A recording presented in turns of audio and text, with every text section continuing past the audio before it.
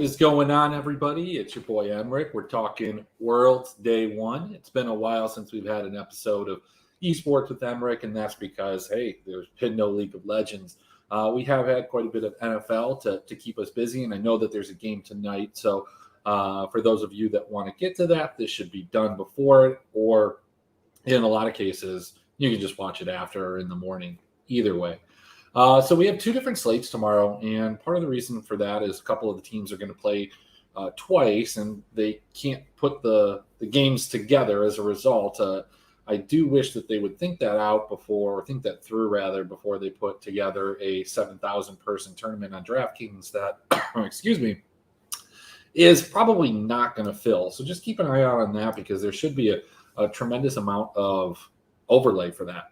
Not going to go too much into the betting aspect of it. Not going to talk too much about that. There are other videos that have that. Going to focus mostly on the DFS content here and kind of the matchups that we have. You can find this content, of course, if you like it, in two places, over at the esportsdepartment.com and also on drroto.com. If you want some, NFL and other sports, that's there too. So let's hop right into it as we take a look at first the 2-game slate. And let's there we go. So the 2-game slate has, two of the favorites in the. Let me try and say this again. Let me try and talk for a minute here. The 2-game slate has a game with two of the largest favorites to get out of the play-in stage. Now, they are in the same group. That's going to be HLE coming out of the LCK and then LNG coming out of the LPL. So as you can see here, I do have kind of the matchups, what they had gold per minute, their gold differential per minute, the game times, and there are a couple statistics that are just hard to track from the LPL, so I was not able to get those. And also, I just want to make mention that the LNG stats do not include the regional final, which, obviously they won to get here. So that it didn't have a huge impact on the numbers, but it was just hard to parse through like the first blood numbers and the first turret and add that all together. Big thing here is, these lines have been changing pretty consistently over the course of the last week. HLE at one point was a plus 150 underdog. Right now they're kind of clocking in at plus 120, and that's been bouncing around all of the day-to-day. I do think that HLE has a legitimate shot to win this game. I don't think it's close to a 50-50 like some people. And I think that is being reflected here in the betting at plus 150. They were a fantastic bet, but plus 120, I don't really feel it. I kind of like LNG here. I think they're a significantly better team.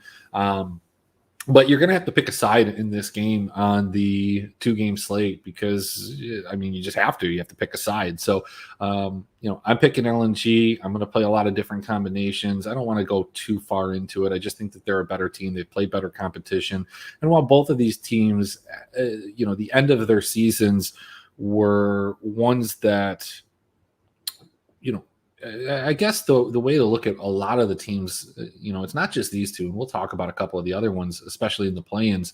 There are quite a few teams that made it into the play-ins based off of really good, hot playoff runs. They weren't necessarily good all season, and I guess you can't really say that about LNG.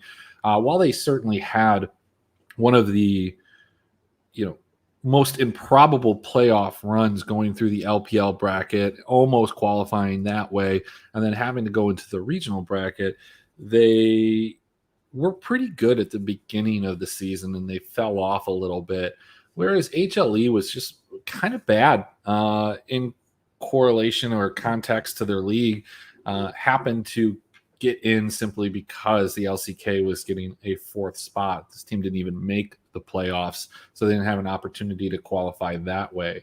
And you can see some of those statistics bear out with the minus 137, gold differential at 15 minutes, a sub 500 record, whereas LNG has by and far the most in-game experience from season 11 of any of these teams. It's always going to be the case with the LPL is they have more teams, they have to play all those, they play the best of 3s, and then LNG just making these really, really deep playoff runs had them I think over almost 70 games played. HLE, no slouch at 55. But there's no really comparison to the other teams. So look, again, we're going to pick a side here. I think LNG is the rightful and deserving favorite. This isn't a huge slate. I think it's 2K to first. It's an 800-person tournament. You can max enter it with 26 entries, and you can get a lot of different combinations for both of these teams. I think the real decision that we have to make is which team do we want on the other side of things? Are we looking at Infinity that's coming in as an underdog? Not really well thought of, coming out of Latin America. Teams that have historically come from that region have not bared out or done well. But we have a CBLOL team that, like I said, a lot of these teams made incredible runs in the playoffs. That's why they're here. Red was no different. This team snuck into the playoffs. I think they were one of the last seeds. And at that time, they were a pretty volatile team. As you can see, at 22 kills per win, 18.6 deaths per loss. This is a team that we wanted to target when they had the CBLOL slates, because whether it was a situation where they won, whether it was a situation where they lost, they were always going to bring the fantasy goods. So we have a decision to make. Red is going to be the heavy favorite here. I don't necessarily think that minus 170 is a bettable line. I think that they are the favorite, and they should be the favorite. And they made some big strides when they've got Grevthar in at the mid position. This was when the team kind of turned the corner, per se. He inexplicably started in that first playoff series, much to many of our dismays, as we didn't know about it the day ahead. It was a 2-day slate for the playoffs, and he didn't end up getting it, or nobody knew about it until like kind of last minute. We were all playing Avenger, but Grevthar stayed there the rest of the way, and that was all history. But you can see some of these numbers from them. Their first dragon percentage, their first tower percentage were both increased in the playoffs right here, whereas they less so focused on that first blood, which we have seen throughout season 11 have less of an impact, that these teams are wanting to get that kind of the first tower being the real key indicator to a team's success. Over here on Infinity, they did not have a deep playoff run. They didn't have as many playoff games. As you can see, only played 23 games total. But they were a team that really did very well in the regular split on that first tower, really well in the first blood, and didn't really care so much about the first dragon. Again, first dragon, first blood just didn't pan out as items that really were good indicators for wins throughout the split. So I think you split both ways. I think people are going to lean towards red, and that's just going to mean that I'm going to play a little bit more Infinity than I am going to play red, even though I am a CBLOL fan, and I'd like to see them do well, and I'd like to see them advance out of their group. So while we're talking about that, let's go ahead and pull up the kind of the group so we know what we're talking about here. I think this is it. No, this is LLA. So let's actually get into the worlds. Got to put that fandom there. You don't want to end up on Wikipedia. But okay, so we have two teams advancing from each one of these. We've got Infinity, LNG, Hanwha, Peace, and Red. The chances of Red getting out of that group are pretty slim. And if they're going to do it, they're going to have to do it with a win over Infinity. They're going to have to beat Infinity. They're going to have to beat Peace. These are two teams that, they're not going to be able to afford to drop any games to. And same goes for Infinity and Peace. If these teams want to advance out of this, they're going to have to upset one of the other teams. They're going to have to hope one of the teams upsets the LNG HLE hierarchy, and that they take care of the business against the teams that are more more regarded around their skill level. Beyond that, we get into Group B, which we'll talk about here in a second, in the 4-game slate.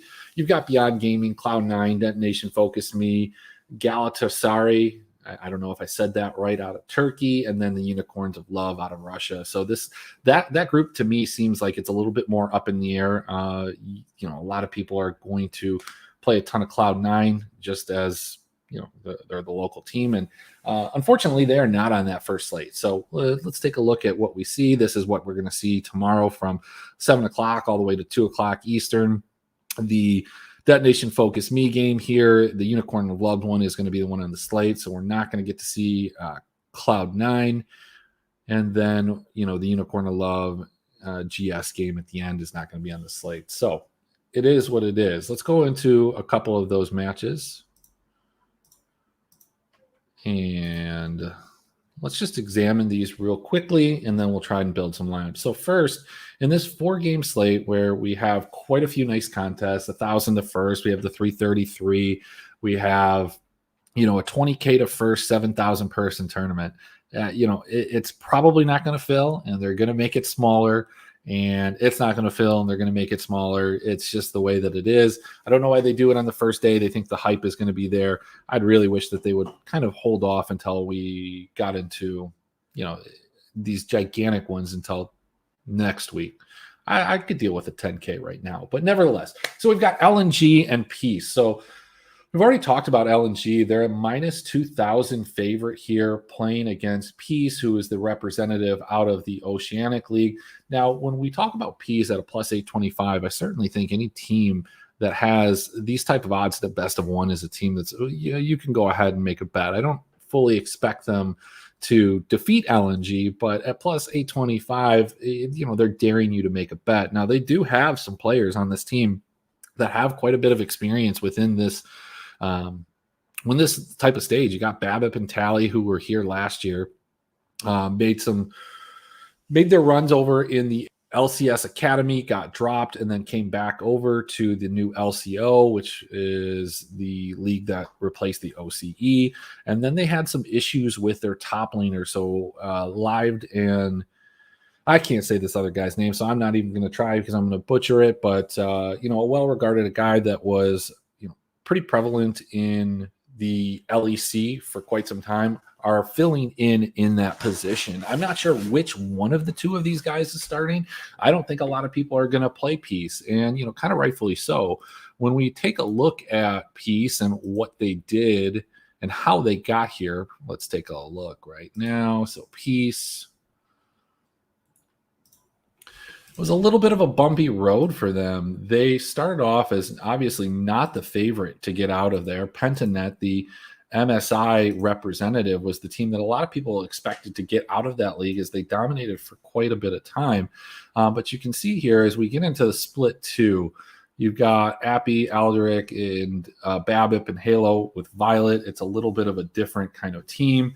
And then Alderic gets subbed out for Lisa. We still have Halo. They're not doing so well. Now we've got Tally playing in the top lane. These guys are playing all over the place. Appy is down as a support. Now we've got Lisa in here. I mean, they were trying all different types of things, and they just weren't having a lot of success. And now I don't necessarily know if there were reasons behind this other than them playing and plugging and playing, whether there were guys that tested positive for COVID or whatever the case is. But you can see that they struggled at this point. When they finally settled on a lineup with Appy switching into the top lane, with Babip, Tally come over, Violet in the bottom lane, and then Alderic, they kind of went on a run. This was at the end of the split. They went into the playoffs. They went ahead and then, just ran the table. They beat Chiefs. They beat the Order. They beat Direwolves. And then they went ahead and 3-0'd Pentanet in the finals to earn their way here. So this is a team that's coming in with a lot of momentum. And, I think we can kind of look for them to possibly make some upsets. Is this going to be the game where the upset's going to happen? I don't know. At plus 825, those are long odds. The next game that has a heavy favorite is going to be HLE, not quite into the same regard at minus 900. And then you have Infinity at plus 500 against them. As you can see, we talked about Affinity a little bit. We've already talked about HLE. This HLE team is playing a lot better, but a lot of lineups tomorrow are going to have LNG. They're going to have HLE. They're going to have one of the two. You can't really play them together. If you're looking for a fantastic leverage spot, both of these games are ones that I would consider putting into my lineup if you're making a couple lineups, even if you're just making one. The reality is that the odds reflect the actual chances for these teams to win, but it is a best of one. We are talking about an HLE team that at times despite the fact that they've had, one of the best mid laners in the game and Chovy on their roster, have looked lost against sometimes some pretty bad teams in the LCK. Now, those bad teams in the LCK are probably still better than most of the competition that Infinity had to play, probably better than Infinity themselves, and would do very well in the LLA if they were placed there. But it's a best of one. If you're going to play in a 20,000 to first 7,000 person tournament, you're going to need to do some things that are going to be a little bit different. A lot of people aren't going to play Peace. They're not going to play Infinity. Instead, they're going to look at these other games that are a little bit closer, where you have the Unicorns of Love versus Detonation Focus Me. Unicorn of Love coming in as the underdog, plus 120, kind of off the back of a really disappointing MSI performance where they got knocked out. Pentanet beat them in the tiebreaker, and they were in that weird group where you had to play RNG, you play Pentanet, and the VCS team didn't make it there. So I don't know if we can really take too much from that. Detonation Focus Me didn't look too good in that tournament either. Had some close games. I believe that they did knock off Damwon for one of their wins, but they didn't make it into the second stage. And while we were talking in the Discord earlier today, a lot of people were throwing a little bit of support behind Detonation Focus Me, and I was one of those. But historically, the Japanese champion has not been one that has done well. Neither is the Russian representative in Unicorns of Love. So this is a game that's rather close. I mean, you look at the kills per win, you look at the deaths per loss. These are not places that are dramatically different than some of the other teams. But, in comparison to the guarantee that you have, or the game that feels like a guarantee with HLE and LNG, they should win those. You have Infinity, and I had to check it a couple times. They don't die a lot when they lose. Small sample size, only 6 games. And the same thing can be said about Peace. A little bit larger sample size. They just don't die a lot when they lose. You have Unicorn Love and Detonation Focus Me. These are going to be closer games. This could be a little bit more of a back and forth. And we've talked a lot in the past about back and forth games providing the type of game environment that we're looking for from a DFS perspective. Again, a lot of people are going to have LNG. A lot of people are going to have HLE. And people are going to try and pair them with one of these two teams, or maybe the Turkish representative and, Beyond Gaming's the second representative out of the PCS with MSI favorite Doggo on their roster. This is a spot a lot of people are going to go to. This line has been moving towards this, and I would venture to guess it's probably even a little bit different right now as we talk. I'm going to check it on my other screen here, because it started off as a minus 150 today. Right now, it's still at the minus 185. So when you're building your lineups, there are 3 spots that feel pretty safe. The first one is LNG, like we've talked about. HLE is the next one. Beyond Gaming feels pretty safe too. So people are going to take their stabs in these 3 teams and then try and figure out who's going to win between these 2 guys right here. That's how most lineups are going to be built. I think you're going to see this as another underdog that can be played. For me, one of the ways that I want to be a little bit different, and I'm going to have quite a few lineups in there, I think just trying to pick the winner out of these 2 games right here and putting them together and doing some combinations is something that can be a little bit unique, especially if you kind of like one-offed it with like a team slot, even a Peace or an Infinity. The thing is, even if HLE wins, are we guaranteed that they get a ton of kills? Not necessarily. Look, Infinity at 12 deaths per loss. HLE could win this game. They could just absolutely roll over them. They could crush it. And this could be a 25-minute game, 30-minute game that's, like 14-2. Same thing can be said about that LNG and Peace game. Yes, we can go ahead and play these teams as underdogs and try and get the leverage by playing teams that we don't expect to win and nobody else is going to play. Or we can try and get that leverage if we think that the result is going to be the way that everybody thinks in terms of who's going to be the winner, and just kind of avoid that game altogether. I think I'm going to have some really wacky lineups with even this Turkish team playing, with like Unicorn of Love or with Detonation Focus Me, and kind of just fade both of these games, fade the third favorite Beyond, and just kind of hope that one of those things happens. Again, it's a best of one. You can't go wrong with the best of one. Let's build some lineups here. I'm going to have this posted. If you see it, hit me up on Twitter, Emrick D4U. I can send this to you. It'll be in the esports department Discord already. It is already if you want to take a look at it and reference some of the stuff that's on here.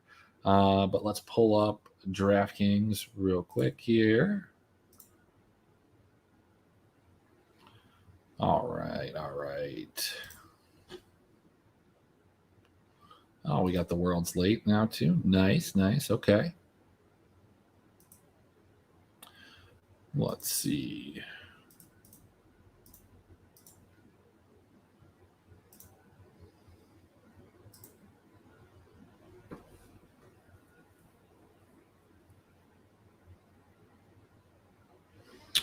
All right, so let's take a look. We're talking about some of those kind of weird lineups that I was mentioning. If we go with like Beyond Gaming, Unicorns Love, we throw Doggo in there.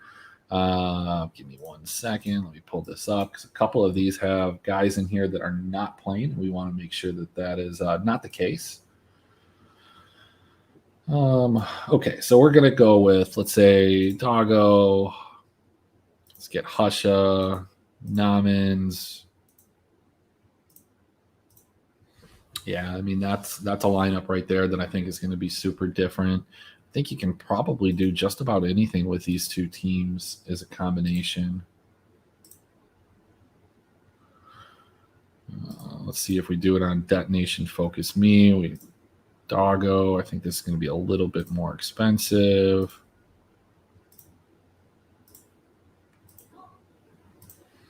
Yeah, so you can make any type of combination with these two teams, but what you run into is that if you want to like put like these two big favorites together, you're really not necessarily able to do that, I don't think. Let's see. So let's get Tarzan in there. It's going to be yes.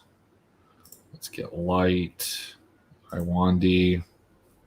Can't do that unless you want to play Infinity or Peace, so that's not going to work. Let's go back to it. Let's try it with Tarzan instead.